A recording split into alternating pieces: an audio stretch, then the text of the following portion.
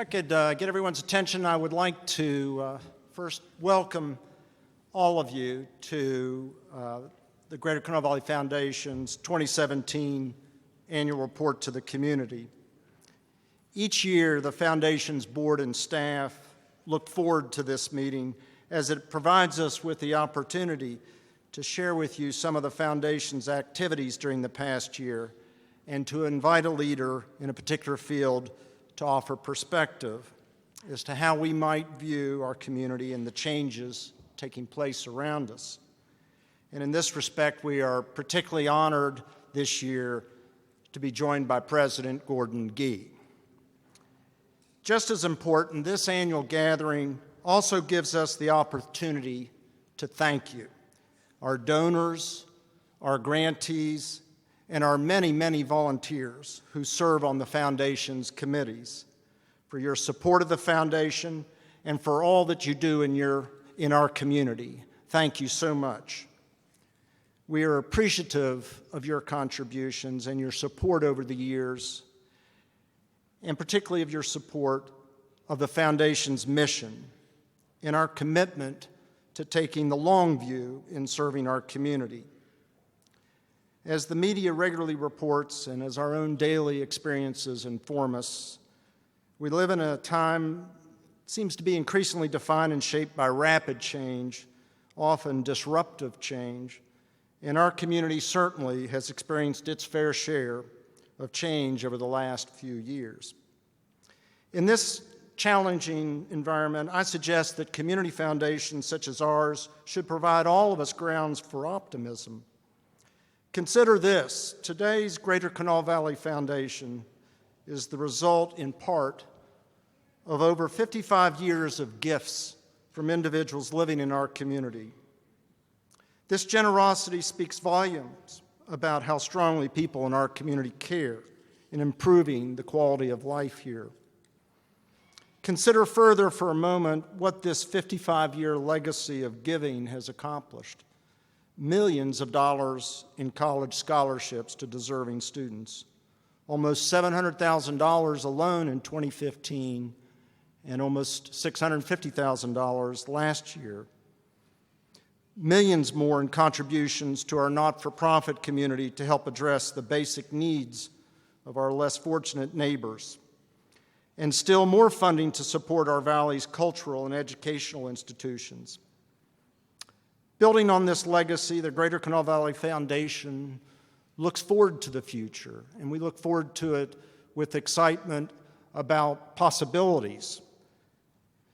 Community foundations such as ours can take the long view. We are not subject, as many are in today's world, to the pressures of producing short-term results. But we have the ability to be thoughtful and measured in responding to the changing needs of our community. And this measured approach and consideration as to the long-term effect of our actions is just the approach that the Greater Kanawha Valley Foundation seeks to follow in making grants and from time to time acting as a community convener.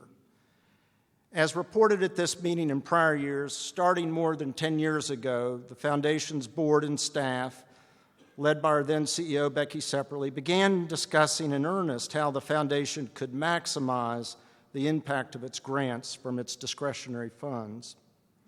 I know this evolution in our grant-making process has been challenging for some of our grantees, and we ask for your patience, but we believe it is the right approach. The simple fact of the matter is, as we're all aware, that the basic social needs of our six-county area that we serve are great and are growing. And as fortunate as we are to benefit from endowed funds far greater in size than those held by most community foundations located in communities of our size, they do not begin to generate the necessary funding to respond to all of our community's needs. Consequently, we intend to continue working within our grant-making process towards our goal of maximizing the impact of the grants that we make.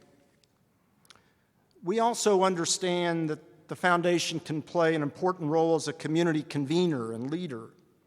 Most recently, we convened a group to hear a presentation from Gar Ragland of Asheville, North Carolina, who serves as the chair of that city's Arts Council, an organization that focuses on making Asheville a place where artists can thrive. And I might add, whose own family has roots deep in Charleston. This most important role played by the arts community in Asheville's vibrant community life is well documented. And those of us there were struck by Gar's optimism as to how Charleston might learn from Asheville's particular kind of support of its arts community. And that has led us to convene an even larger group in the coming month to be led by a recognized leader in arts placemaking to discuss what further actions Charleston might take to become the most attractive place possible for artists to want to live and work in. And many thanks, I might add, to Will Carter, one of our volunteers, for his passion and leadership in this initiative. It's going to be exciting to see where it leads. This type of initiative, as well as many others that the Foundation has led over the years, could simply not happen without your support, and we thank you. Finally, allow me to take my remaining time to recognize the members of the Foundation's board, many of whom are here today. Please stand wherever you are. It seems like you're all sitting in the back from what I can see. And let me also thank our Foundation's very able, hardworking, and devoted staff, led by our CEO, Michelle Foster. Please join me in showing our appreciation with a round of applause.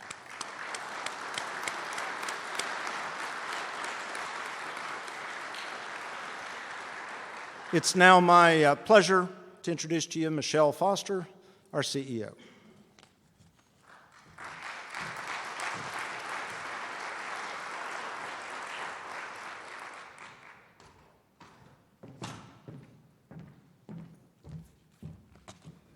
Good afternoon again.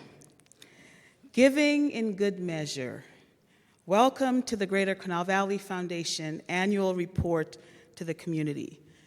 It is wonderful to see all of you here, lots of smiling faces, familiar faces, at this my second annual report event and my 14th month on the job. Would you believe a year just kind of zoomed by so quickly?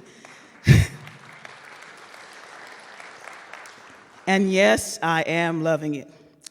I feel blessed to have the opportunity to lead a dynamic team of professionals who are committed to the mission and vision of the Foundation as we thoughtfully invest our donors' precious resources in the six-county region with the expectation of positive impact.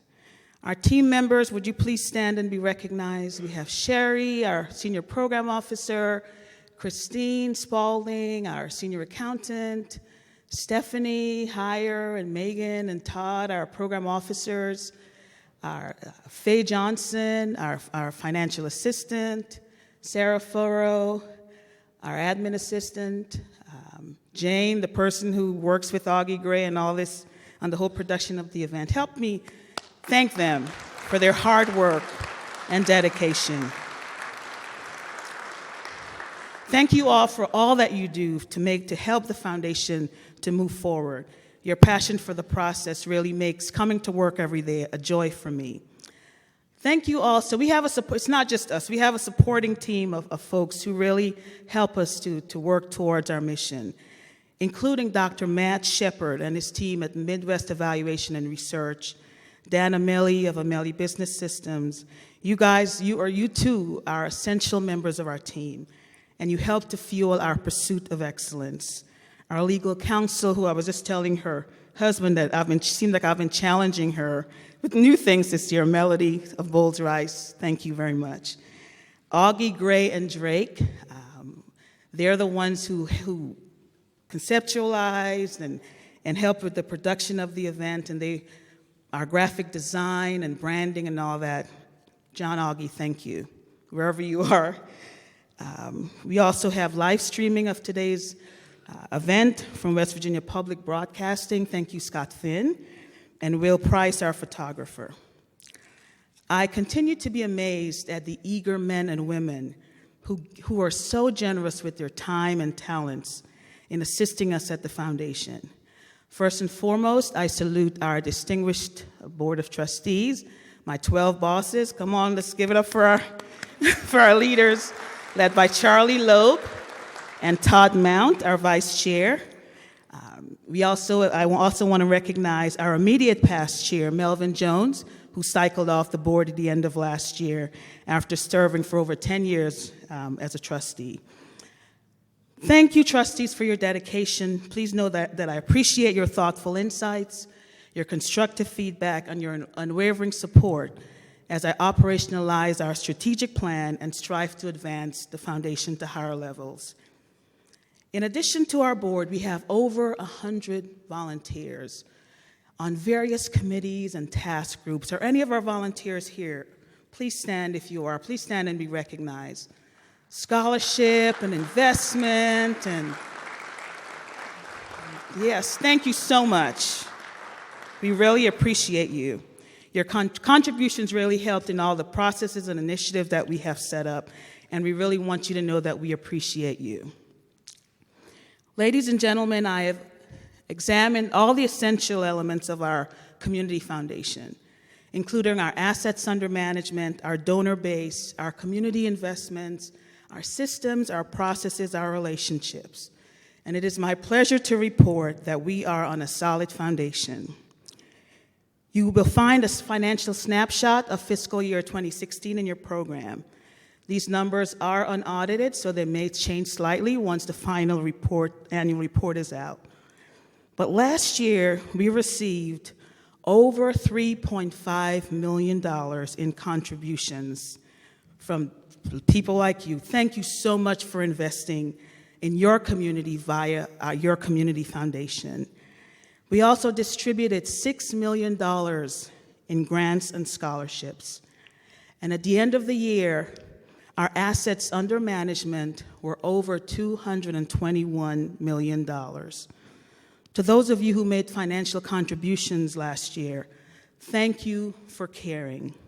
To those of you who received a 2016 grant, it is our pleasure to partner with you as we work to make positive community impact. During 2016, we continued the rollout of our new strategic grant-making framework. As you may recall, many of you provided input as the framework was being developed under the leadership of Becky Sepperly, and I think Becky is here. There she is. Let's salute Becky. Becky has been very helpful in my transition, and she told me, if it's a year down the road, call me. And I did. So thank you, Becky. The framework that was developed under her leadership addresses the root causes of issues that plague our community. The framework outlines how we envision the functioning of our proactive grant-making framework to really make a difference in the areas of health, education, and community economic development, which was a new priority area, having transitioned from community leadership as it was in previous years. The framework includes our long-term desired outcomes, or our goals, the types of wealth that we would like to invest in strategically, and the community-level indicators that we continue to measure to really make sure that we are making a change. Another key element of this framework is the aggregation of data from our grantees. In order to help us understand, because with limited funds, we have to make sure that we're really being strategic and really measuring what is going on, hence our theme, giving in good measure. Hopefully you guys are seeing the connections. I'm referring to data that will help us to determine whether our community investments are producing that social return that we intend.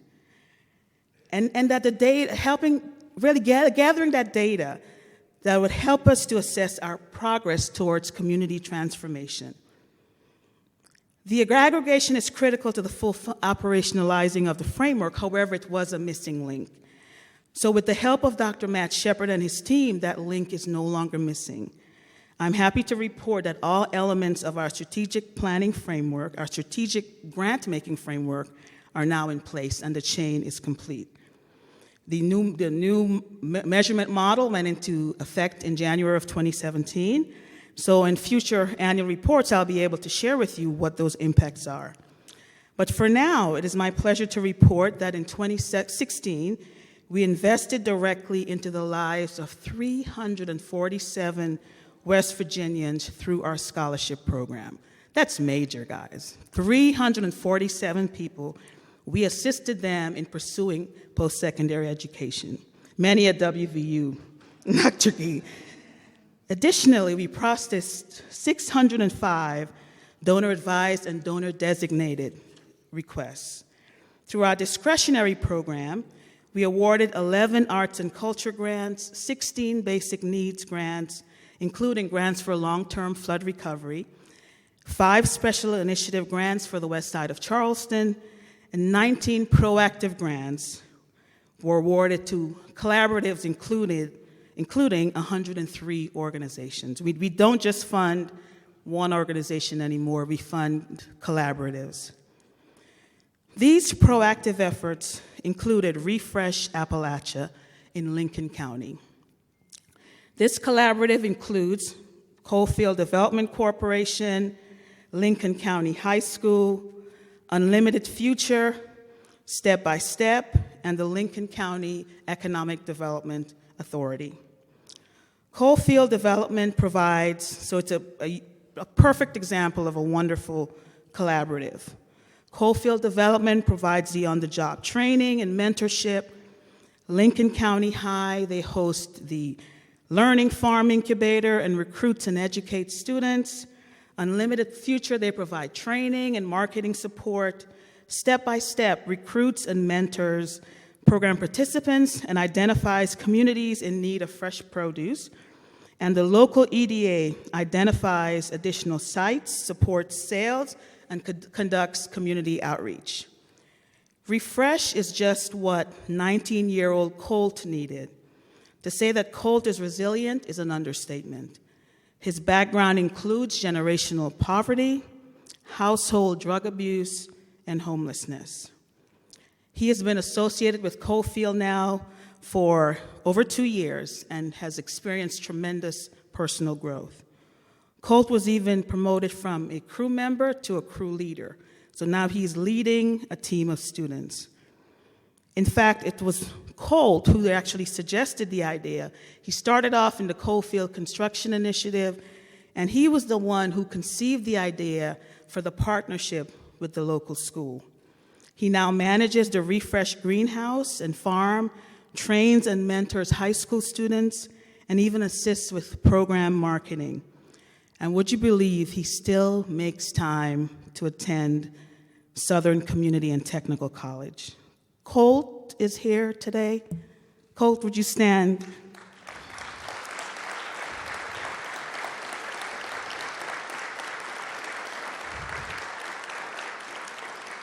Just one example of a program that is doing great work in our community. And he's here with Caroline, who is a crew chief,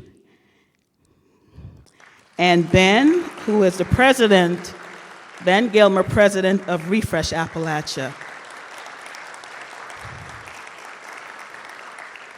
Just one example. We had several examples. This is just one example. We can't be here until all night, so just one example. As I look to the future, I'm reminded of a quote from Dr. Martin Luther King, who wrote, "We are now faced with the fact that tomorrow is today. We are confronted with the fierce urgency of now. In this unfolding conundrum of life and history, there is such a thing as being too late. This is no time for apathy or complacency. This is a time for vigorous and positive action." Ladies and gentlemen, it's time for us to take action, to shine a light on the many positive things that our region and state have to offer. It is time for us to take action so that we can change the trajectory of those burdensome issues that seek to impede our progress. I implore you, the concerned citizens of Greater Kanawha Valley, to first of all, get proximate to those people and places that we would like to transform. For us to effectuate change, we cannot just sit in our comfortable plush offices and homes and command community level change to occur. No. We have to step out of our comfort zones. That is, we have to be willing to challenge ourselves to do that which is uncomfortable, and fully appreciate the plight of the marginalized individuals and families that we seek to serve. This may mean going over to that troubled part of town and speaking to someone who is not in our usual social circle. It may mean having a few difficult conversations with those folks we only deal with from a distance. Friends, there is power in proximity. We also have to continue to change the narrative about our state. According to a well-known proverb, life and death are in the power of the tongue. In a recent Gazette Mail op-ed, my friend Stephen Smith of the West Virginia Healthy Kids and Families Coalition wrote, "West Virginia is the best place to live for millennials who want to change the world. A humble place where you can make a difference, raise a family, and find a real community." I'm a few years out of the millennial generation, but I have to say amen to that statement. If we don't appreciate our state, then who will? We need our population to grow, we need our tax base to grow, which means that we have to be able to attract new residents, new companies, new businesses, new industries to our state. We may be at the bottom of some lists, but we rank number one in the amount of time we spend together with our neighbors. Lots of social capital developed during those times. We rank number 5 in time we spend with family and friends. And would you believe that Charleston and Huntington rank in the top 5 of most charitable cities in the country? And let's not forget our natural beauty. West Virginia is blessed with some of the most beautiful trees, mountains and rivers and waterfalls, natural wonders that offer great skiing and hiking and rock climbing and camping and all those wonderful outdoor activities. And just recently, Adventures on the Gorge, which is near Fayetteville in southern West Virginia, was numbered among the top 6 adventure resorts in the country by U.S. News and World Report. And we have some of the most friendly, helpful, kind people here. We have a great place to live and work. I moved here more than 2 decades ago and never left. So we've got to change that narrative. Most of all, we have to remain hopeful. There are still many assets here in our state, so we must remain hopeful. Yes, we have some challenges, but all is not lost. Optimism is the faith that leads to achievement. Nothing can be done without hope and confidence. So let us hang on to hope as we take action to make West Virginia better. This year, as we at the Greater Canal Valley Foundation forge forward with giving in good measure as our theme, I urge you to personalize this theme in your own lives and search your heart and see how you may be able to contribute more to your community and your state. As renowned 99-year-old philanthropist Ms. Betty Schonbaum told me just yesterday, the joy of giving is the joy of living. And remember, giving is not just money. Giving includes your time and your talents, as so many of our volunteers give. I certainly hope that some of us will get more proximate, while others would step out and challenge ourselves to do something uncomfortable, but yet extraordinary. We will all do better about changing the narrative and being more hopeful about the future of our state. Thank you for supporting the Greater Canal Valley Foundation. I believe without a shadow of a doubt that the best is yet to come. Thank you.